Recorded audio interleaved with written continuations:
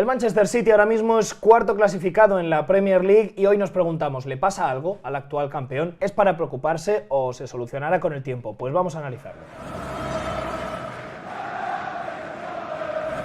Qué bonito, macho. Voy a poner el segundo palo y ahí está. Le he dado, ¿eh? ¡Hombre! Lo he conseguido. ¡Hombre! Mira, mira cómo se ha quedado Crouch.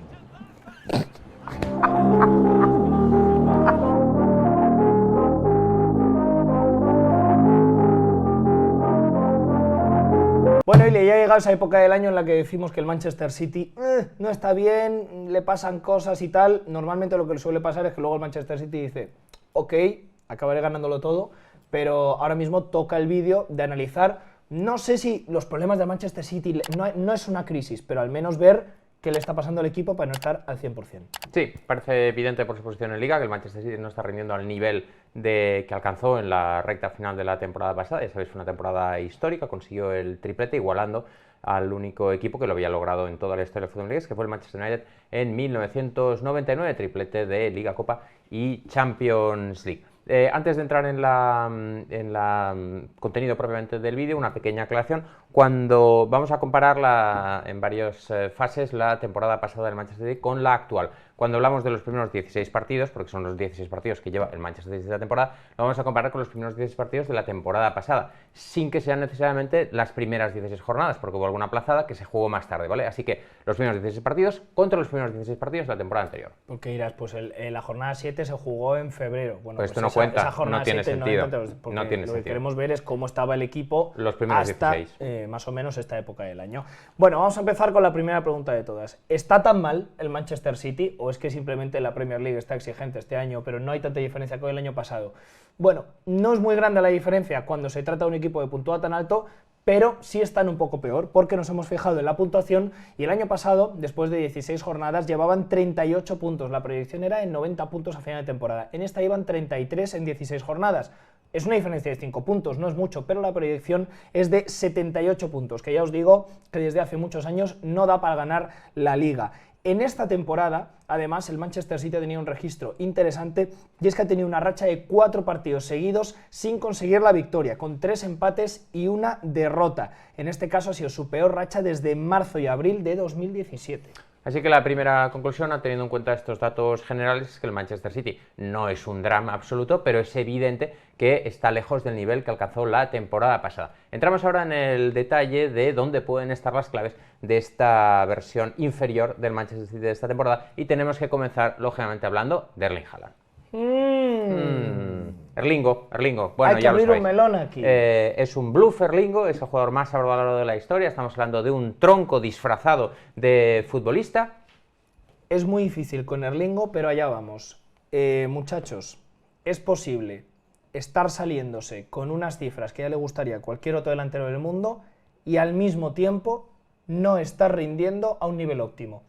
Esto es lo que está pasando con Erling Haaland, porque amigos, ahora mismo Erling Haaland es el futbolista de la Premier League, según datos de la propia Premier League, con más ocasiones falladas, un total de 17 ocasiones claras falladas, un total de 17 en 15 partidos, va a más de una ocasión clara fallada por partido. La temporada pasada, para que comparéis, 28 ocasiones claras falladas en 35 partidos, menos de una por partido. El Jordan Ayew blanco, queridos amigos, Erlingo Haaland. Ahí lo tenéis, 23 son los expected goals, que ya veis que ha habido un cambio fundamental. Son datos, por cierto, de Understat, de donde solemos sacar los datos de expected goals. Veréis que la temporada pasada marcó más goles de los esperados. La temporada pasada, según la calidad de las ocasiones que tuvo, debería haber marcado prácticamente 33 goles y marcó 36. Mientras que esta temporada se han girado las tornas y debería haber marcado casi 17 goles y solo ha marcado 14. En otras palabras, para que lo entendáis, está fallando más que una escopeta de feria.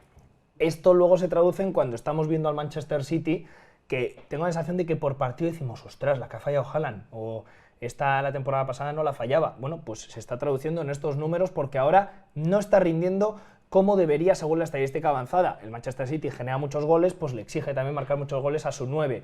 ¿Que a la mayoría de delanteros a estas alturas con 14 goles estarían pensando en la temporada de su vida? Pues efectivamente, pero este es el listón que ha puesto Haaland y también hay que decirlo.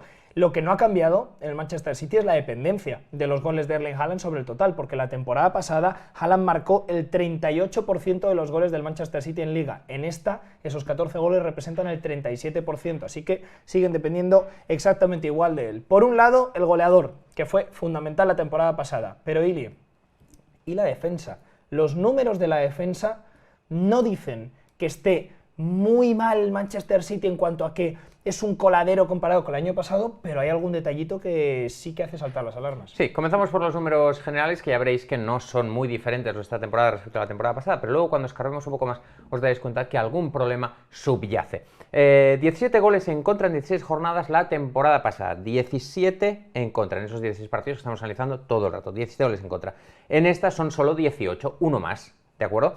En ese sentido no hay gran diferencia. Pero cuando vamos un poco más al detalle, nos daremos cuenta de que existen algunos problemas subyacentes. Hay un dato que es bastante interesante y es que el Manchester City ha tenido una racha dentro de esta Premier League de empezar perdiendo un partido 3 veces consecutivas. En 3 partidos seguidos han encajado el primer gol del encuentro. Esto no sucedía desde noviembre de 2019, que curiosamente es la última temporada en la que no ganó la Premier League. Defensivamente vemos que los números totales pues son más o menos iguales, pero ya no solo es en algunos partidos empezar obligándote a remontar, sino que además si repasamos enfrentamientos contra el Big Six, 3-3 contra el Tottenham, 4-4 contra el Chelsea, pierdes 1-0 contra el Arsenal, empate a 1 contra el Liverpool, ni consiguen cerrar la portería contra estos equipos, es verdad, luego por ejemplo el Manchester United 0-3, pero ni consigues cerrar la portería contra estos equipos, ni tampoco en algunos casos puedes presumir de al menos haber encajado solo un gol. Es que 3 goles de los Spurs, 4 del Chelsea, ahí vemos que hay alguna debilidad en defensa que todavía tienen que solucionar. Y aquí hay un hombre que no es por echarle todas las culpas, ni mucho menos, pero que hemos hablado mucho de él, Ilie, porque nos ha dejado varias dudas respecto a qué está pasando en el lateral izquierdo, que es Josko Gvardiol. Sí, ya sabéis que el lateral izquierdo del Manchester City ha sido un problema crónico desde la era Pep Guardiola. Nunca han conseguido encontrar a un futbolista que rindiera de forma continuada en ese lateral izquierdo. Esta temporada Josko Gvardiol, que en realidad es un central zurdo, está ocupando ese lateral izquierdo, como ya decían en otros tiempos, por ejemplo, Aymeric Laporte o Nathan Ake. Y lo cierto es que el nivel de Gvardiol está decepcionando. En este punto es cuando todos nuestros amigos argentinos se hacen presente en comentarios para recordar que Leo Messi le hizo un hijo durante el Mundial. Podéis dejarlo abajo en comentarios y recordar que es un tronco porque una vez Messi le regateó. A ver, el tema con Gvardiol es que ahora mismo, o sea, creo que si quieres compensar lo que no das ofensivamente, porque Gvardiol, por ejemplo, ¿te acuerdas el día del Luton? El día del Luton, Gvardiol subía mucho su banda y es que era un jugador inoperante porque no es un lateral de corte ofensivo. Tienes que compensar con, por ejemplo, lo que conseguía Nathan Ake compensar, o en su día cuando también ponía alguna vez a Kanji por ahí. Luego, en defensa ganabas muchos duelos. Eras una máquina de ganar duelos. Ahí Ake te compensaba. Ahora bien, hay que decir que Gvardiol ha tenido días que me han gustado mucho, pero otros donde ha sufrido, incluso en grandes citas te diría que haya decepcionado un poco. Si Gvardiol tampoco va a aportar defensivamente, ahora mismo parece que uno de los problemas que tiene el Manchester City es en ese lateral izquierdo, donde por ahora el croata no se está adaptando al 100%. De todas maneras, hemos hablado de Haaland, hemos hablado de la defensa, no está todo optimizado al 100%. Ahora, os podemos decir, Ilie, que este vídeo no existiría sin la gran razón de este vídeo. De hecho, se podría haber hecho este vídeo con el título ¿Por qué Rodrigo es fundamental? Porque aquí, de verdad, si el Manchester City no tiene varios puntos más, es por el gran problema que es la enorme dependencia que tiene un equipo, un super equipo como el Manchester City en un solo jugador, que es Rodrigo Hernández. Sí, ya hemos hablado largo y tendido a lo largo de los últimos años de la enorme dependencia que tiene el Manchester City de Rodrigo y de cómo es el jugador más insustituible que tiene el equipo, porque si falta incluso Haaland, pues puede jugar Julián. Hay futbolistas con talento para sustituir en cualquier otra posición, pero en cambio la posición de Rodrigo es absolutamente, en esa posición no hay nadie que pueda sustituirlo en garantías, y cuando Rodrigo no está, como ahora veremos en las cifras, nadie puede cumplir su labor. La temporada pasada Rodri estuvo omnipresente, 36 partidos de Premier League y 12 en Champions League, y ahora veremos en las siguientes imágenes el peso específico que tiene sobre el juego colectivo del equipo. Dos cosas importantes sobre esta imagen: es de la temporada 23-24 y no queremos las típicas que ya os hemos enseñado en muchos directos de partidos perdidos y demás, sino que esto es información de SofaScore quitando los partidos del Luton, porque no llegó hasta ese día esa información, y el último de Champions League, donde jugaron muchos canteranos que no tenían mucha relevancia. Bien, con todo, cuando está Rodrigo, la media de goles del Manchester City es de 2,7, sin él 0,8. Pero fíjate además en cuanto a disparos del Manchester City, baja la media. Fíjate cómo suben tiros en contra, esa C es de contra, le suben los disparos que hace el rival al Manchester City, y los toques, no me cabía en la imagen, pero es toques en el área rival. El Manchester City tiene hasta 8 toques de media menos en el área rival cuando falta Rodrigo Hernández. Es decir, que normalmente hablamos de Rodrigo como un recuperador, como un organizador, pero en el fondo lo fundamental para el Manchester City es que si no tienen unas cifras muy diferentes en defensa, sobre todo donde se aplica esto es en el ataque. Rodrigo es quien te instala en el área rival y quien hace llegar los balones con garantías a los jugadores de arriba. Y por eso lo hemos querido comparar con matrices de pases. ¿Qué son las matrices de pases? Con las posiciones medias de cada jugador en el campo, los unen con barras que son más gordas a medida que más pases acumulan entre ellos, con un mínimo de 4 pases, ¿vale? Por si veis que alguna vez Haaland no le une a nadie, es porque nadie le dio un mínimo de 4 pases durante el partido. Bien, aquí tenéis una matriz de pases del Manchester City, fuente Opta, cuando no estaba Rodrigo Hernández contra 2 equipos que van a por ti, a presionarte y a quitarte el balón. Fijaos la altura media de Haaland en el campo. Contra el Aston Villa, la altura media de Haaland en el campo está por detrás de la línea del centro del campo. Y el día del Arsenal apenas avanzaba del círculo central. Y por lo general es un equipo que no se despliega en el campo rival. Rodri es fundamental para que el equipo tenga presencia en el campo contrario. Ahora vamos a ver matrices de pases contra equipos que quieren la posesión y te presionan, igual que los otros dos que hemos visto, pero con Rodrigo. Ahora vemos que aparece el número 16. No solo veis cómo se despliega todo el equipo a su alrededor en estas matrices de pases, sino que fijaos la posición del 9.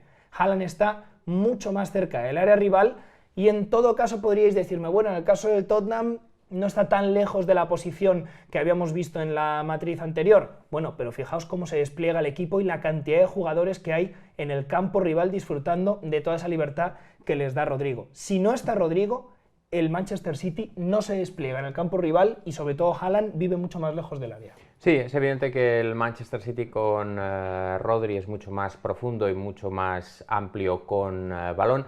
Y es evidente que Rodri, más allá de su habilidad en alguna faceta concreta del juego, es evidente que es una persona, es un jugador que le da, digamos, sentido a todo el juego colectivo. Es un futbolista que tiene la capacidad para marcar el tempo del partido a través de su fútbol. Y sin él, lo cierto es que el Manchester City es un equipo al que le cuesta mucho imponerse, le cuesta mucho imponer su estilo de juego, lo que el Manchester City quiere jugar en el partido. Sin Rodri, muchas veces se juega a lo que quiere el rival. Cuando Rodri está presente, el Manchester City juega a lo que quiere jugar el Manchester City. ¿Te acuerdas cuando decíamos lo de que Virgil van Dijk hacía mejores a todos sus compañeros en la defensa? Me parece que es el siguiente nivel. Rodri es la influencia de Van Dijk, pero en ataque y en defensa, es a todo el equipo. Hay pocas veces en la historia de la Premier que se ha visto un jugador tan influyente en un equipo que ya de por sí tiene tantas estrellas. Ya veis que podría ser el vídeo básicamente. ¿Por qué funciona peor el Manchester City? Porque no está Rodrigo. Pero además también hay que mencionar otro tema importante, Ile, que es el tema de las bajas, ya sea por lesiones o por futbolistas que se fueron. Pero aquí hay que hablar de nombres tan importantes en la historia del Manchester City como Gundogan, Kevin De Bruyne e incluso algunos más recientes como John Stones o Jack Grealish. Las lesiones han hecho que se hayan perdido varios partidos, jugadores como Grealish, Núñez, Ake, Kovacic, pero los más importantes son dos que apenas han podido jugar, como John Stones y Kevin De Bruyne, que el año pasado para el triplete fueron fundamentales. Stones apenas ha podido ser titular en 4 partidos y ha jugado 369 minutos, que con 16 jornadas disputadas es bastante poco. En el caso de Kevin De Bruyne ha jugado un total de 23 minutos, es que solo ha jugado un partido. Y ya veis, menos de media hora. Si a esto además añadimos las salidas de Gundogan y Mahrez, que son capitales en el mejor Manchester City de Guardiola, nos fijamos que del centro del campo para arriba faltan varios jugadores que han sido muy importantes recientemente para exprimir al máximo este equipo. Fijaos que Kevin De Bruyne tuvo en la 22-23 en Premier League 23 participaciones en goles, si sumamos asistencias y goles. Riyad Mahrez 15, Gundogan 12. Por ahí se te están yendo mucha generación ofensiva. Es verdad que ya empezaron esa temporada a despegar en cuanto a cifras, tanto Foden como Julián, pero esto requiere aún más pasos hacia adelante de los dos, porque es que es tapar un hueco enorme. Sí, efectivamente, lo cierto es que quizás a toro pasado se podría cuestionar si el Manchester City no metió la pata con el tema de la renovación de Gundogan, porque el propio Gundogan reconoció que el club se había activado bastante tarde. Es verdad que estaban peleando por el triplete, pero el club se activó bastante tarde. De alguna forma él vino a decir en esas declaraciones que, que digamos que abrieron la puerta a que otros clubes aparecieran, como fue el caso del Barça, y Gundogan se ha acabado yendo al Barça. Considerando que ya se iba a marchar Riyad Mahrez a Arabia Saudí, pues quizás habría tenido sentido al menos haberte quedado con Gundogan. Y claro, ahora en esta temporada, teniendo en cuenta todas estas bajas, sea porque fueron traspasados o por lesión, tras Haaland, ahora mismo el que más goles lleva en el Manchester City lleva 4. Así que es evidente que el Manchester City ha perdido potencial ofensivo. Que ojo, que no está mal que el que va después de tu gran goleador lleve 4 goles, otro lleva también 4, pero contando con lo que tenían, falta ahí efectivos. Aquí, por cierto, hay que hablar de que ha dado un pequeño paso adelante, un paso adelante interesante. Bernardo Silva ya lleva 4 goles en esta Premier League 23-24, que son los mismos goles que marcó en los 34 partidos que disputó en la Premier 22-23. Es uno de los que está poniendo de su parte, pero está claro que los goles los tiene que marcar Haaland, porque ya veis que el año pasado 38% sobre el total, este 37%. Para ponernos en situación sobre lo que pasa arriba, a estas alturas del curso pasado el Manchester City había marcado 44 goles en las primeras 16 jornadas. En las mismas jornadas lleva 38. Ahora estoy dudando, lo voy a hacer en directo en un ejercicio de honestidad. No sé si los 44 goles era fijándome en los 16 primeros partidos o colando las jornadas aplazadas. En cualquier caso, sí sé seguro que superaban o llegaban a los 40 goles, cosa que no ha pasado en esta temporada.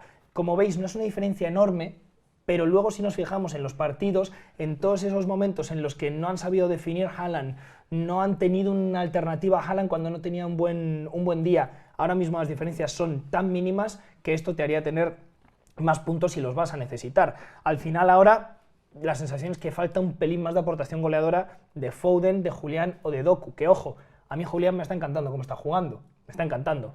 Foden también, incluso Doku, pero la realidad es que pues, De Bruyne, Gundogan, Mahrez aportaban mucho en la finalización. Sí, y lo mismo se puede decir a la hora de alimentar de balones a Erling Haaland. De Bruyne con 3.1, Grealish con 1.8 y Mahrez con 1.7 fueron la temporada pasada los 3 jugadores del Manchester City con más pases clave por partido. Y claro, ya hemos visto que De Bruyne no ha podido jugar por lesión, Mahrez se fue y Grealish está también teniendo unos minutos limitados. La temporada pasada De Bruyne le dio a Haaland 8 asistencias de gol, Grealish le dio 4 asistencias, mientras que esta temporada sus mejores socios están siendo Bernardo Silva y Julián, cada uno con 2 asistencias. Es decir que antes hablábamos y nos centrábamos en Haaland, también aquí hay un tema de los balones de los que es surtido el delantero noruego. Que por supuesto Haaland está fallando más que la temporada pasada, pero yo creo que también estos datos nos hacen ver que el jugador más súper creativo del equipo no está, y eso se ha visto reducido también en cuanto a las cifras de pases claves, incluso extremos que se entienden mejor con el sistema de lo que por ahora hace Doku, que está jugando muy bien igualmente.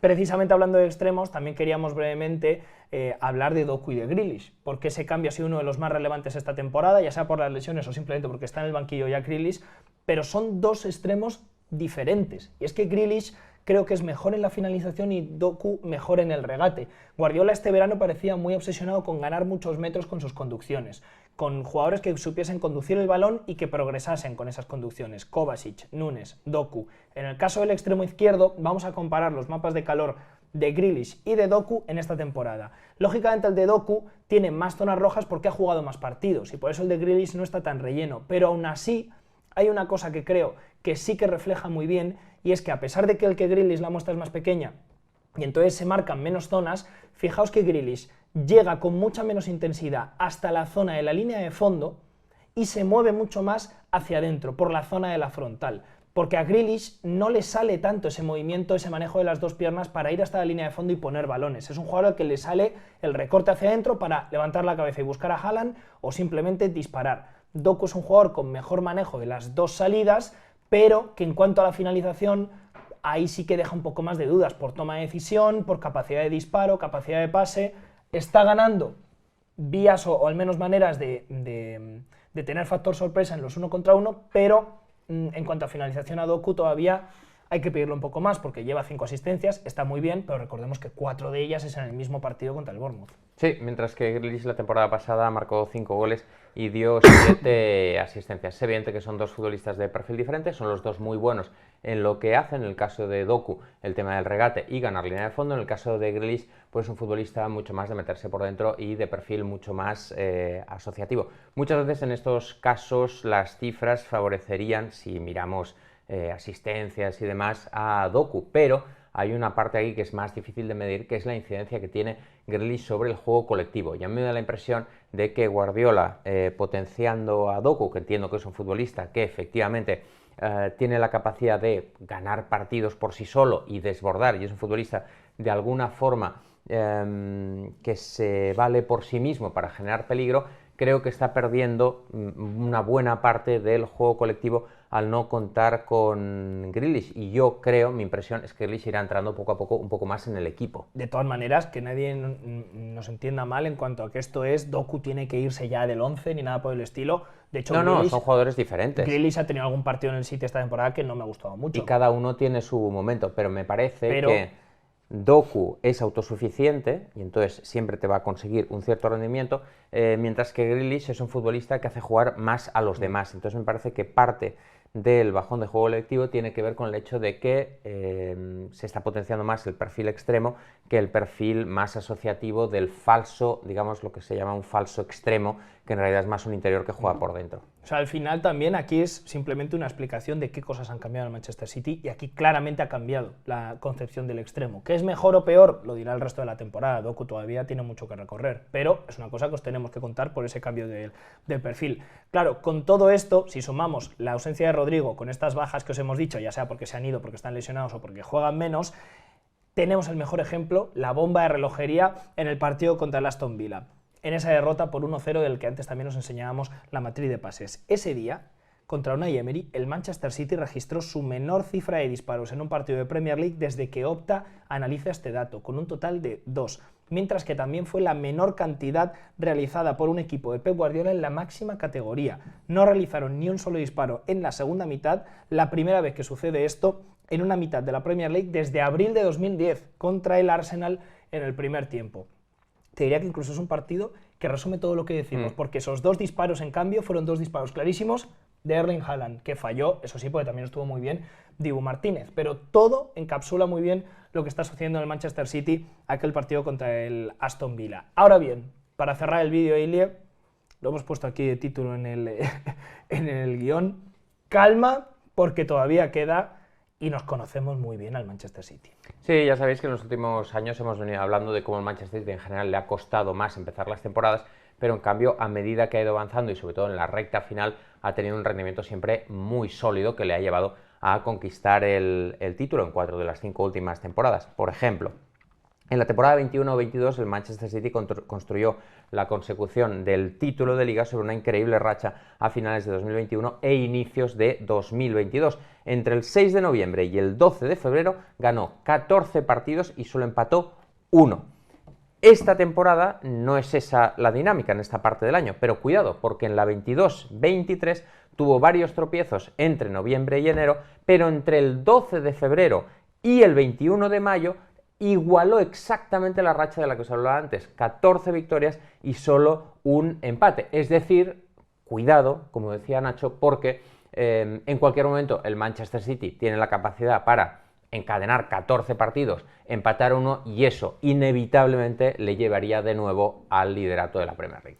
Así que, muchachos, lo podemos resumir casi todo en que sí, que Haaland no está tan bien como la temporada pasada, aunque mete muchísimos goles, que ha cambiado el extremo y demás. Guardiola, que es el Haaland de la lateral. Ahora, si hay que definirlo. Malísimos todos. Si hay que resumirlo en dos Doku, cosas. que no encontraría un compañero ni con GPS. Ni con lupa. Si hay que resumirlo en 2 cosas, Rodrigo es indispensable, y el Manchester City, tarde o temprano, por lo que hizo en la experiencia, va a tener una racha muy larga que el resto de competidores por el título, Liverpool, Arsenal y quién sabe si Aston Villa, van a tener que igualar si quieren estar ahí. Así que os esperamos en comentarios para que nos digáis si queréis que el Manchester City se alzara con el título nacional esta temporada y nos vemos en el próximo vídeo. Hazte miembro de La Media Inglesa y por el precio de un café al mes disfruta de un montón de contenido exclusivo.